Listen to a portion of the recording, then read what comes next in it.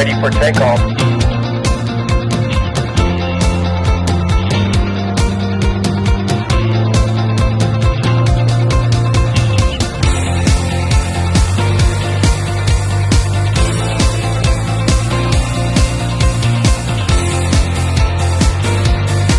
Before jets roared across the sky, before international travel became routine, and before aviation reshaped the world, there were two brothers, two bicycle mechanics from Dayton, Ohio, who dreamed of something no human had ever done: controlled, powered flight. Their names? Orville and Wilbur Wright.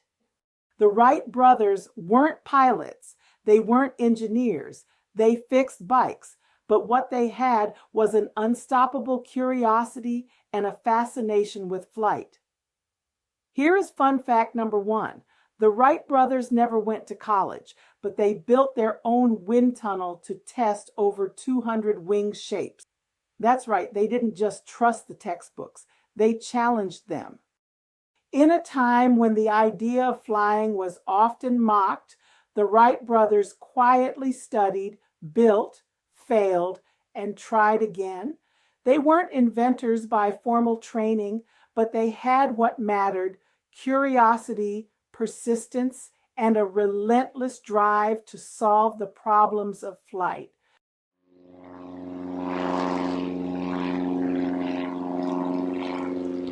Wilbur was the thinker, Orville the tinkerer. Together, they made the perfect team. Inspired by a toy helicopter their father gave them as kids, the brothers became fascinated by the science of flight. They didn't just guess, they studied birds, they built wind tunnels, they challenged the existing data from scientists before them, and they created their own. December 17, 1903, Kill Devil Hills, North Carolina. With Orville at the controls, their strange-looking machine, the Flyer, took off. It was short, just 12 seconds, only 120 feet, but it changed everything. That was the first time in human history that a powered, heavier-than-air machine took flight and was controlled. On a windy morning in North Carolina, the Wright Flyer lifted off the ground for the first time. It flew for just 12 seconds and 120 feet. Here is fun fact number 2. Their first flight was shorter than the wingspan of a Boeing 747. But that small flight proved something massive. Humans could fly and control it. It's Dr. Denise's quiz time. The answers are at the end of the video. Make sure to check to see if you've gotten them all correct. Are you ready? Let's go! What year did the Wright brothers make their first successful powered flight? Is it A, 1899, B, 1903, or C, 1912? Put your first name and the correct letter in the comments section below.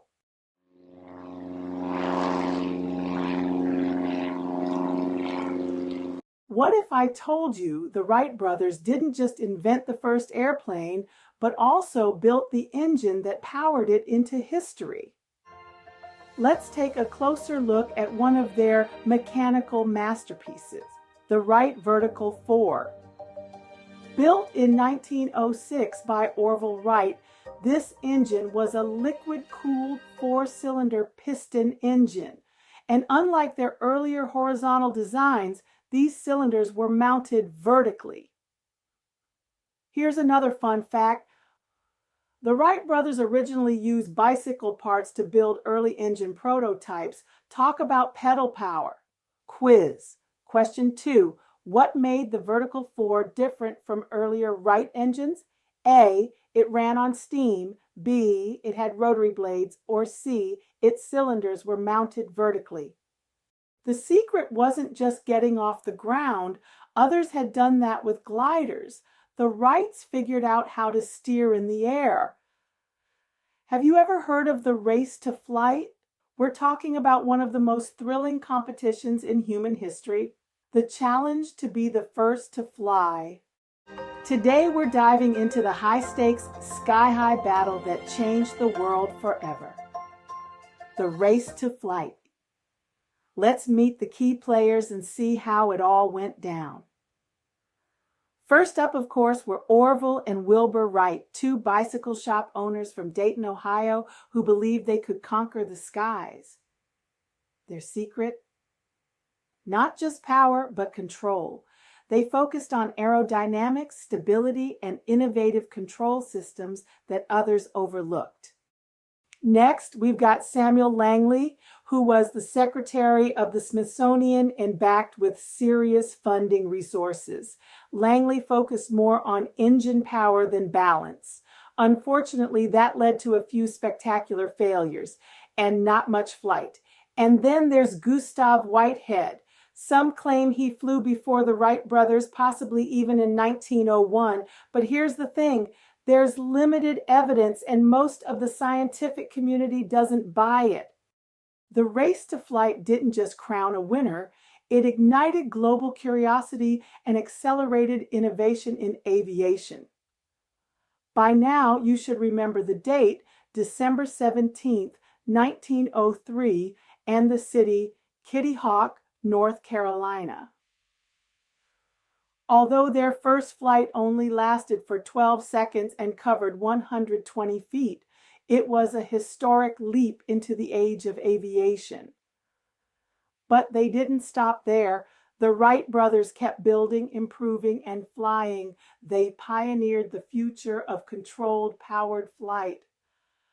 New designs, better engines, and public fascination spread like wildfire. So, while the Wright brothers got there first, the race to flight reminds us that innovation is rarely a solo mission. It's driven by curiosity, competition, and a shared dream of reaching the skies. That brings us to fun fact number 3. The Wright Flyer didn't have wheels. It launched from a rail and was guided by a movable rudder and wing warping system. It's time for quiz number 2. Are you ready?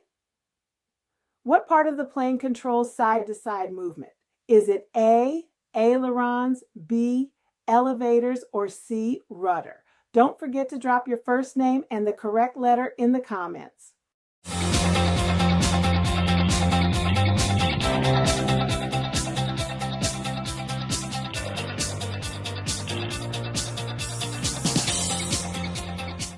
The Wright brothers didn't just invent the airplane, they invented the idea that humans could control flight. Their breakthroughs in wing design, lift, pitch, yaw, and control systems are still part of aviation today. Think about this.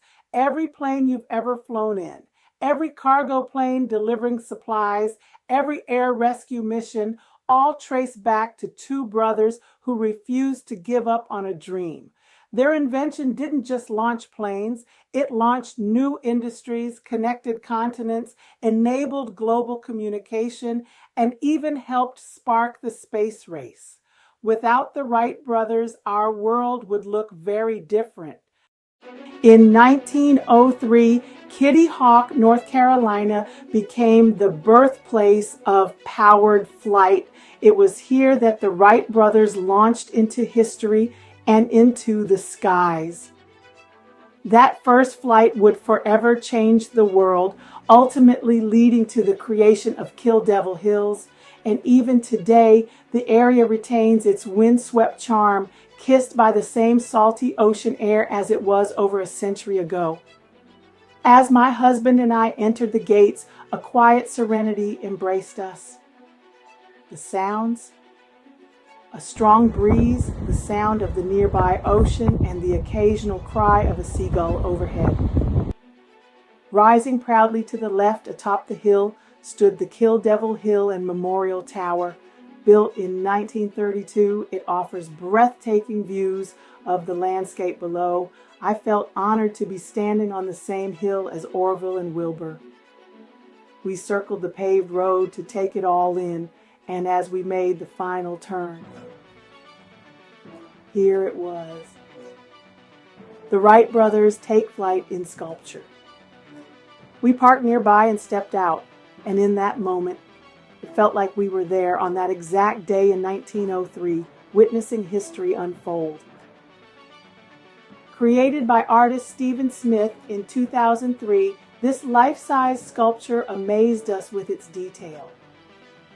The uniforms, the expressions, the aircraft, every piece pulling us deeper into the story. You could feel the determination, the hope, the breakthrough. It was more than a monument. It was a living moment frozen in time. As you can see in the pictures, smiles stretched across my face. It was, without a doubt, a magical experience.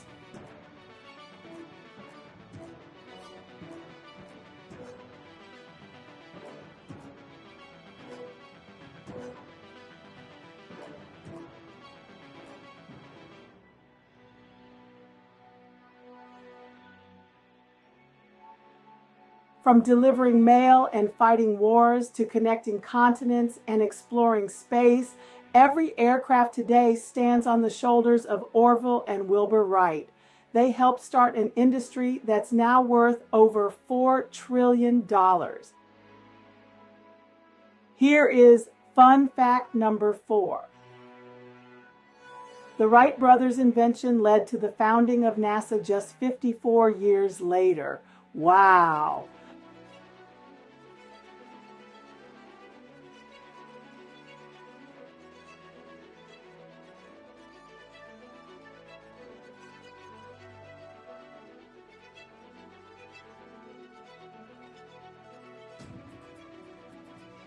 From a windy beach in North Carolina to the edges of space, flight began with 2 dreamers in a bicycle shop. The Wright brothers proved that with vision and persistence, the sky isn't the limit. It's just the beginning. Thanks for watching, and keep reaching higher and higher.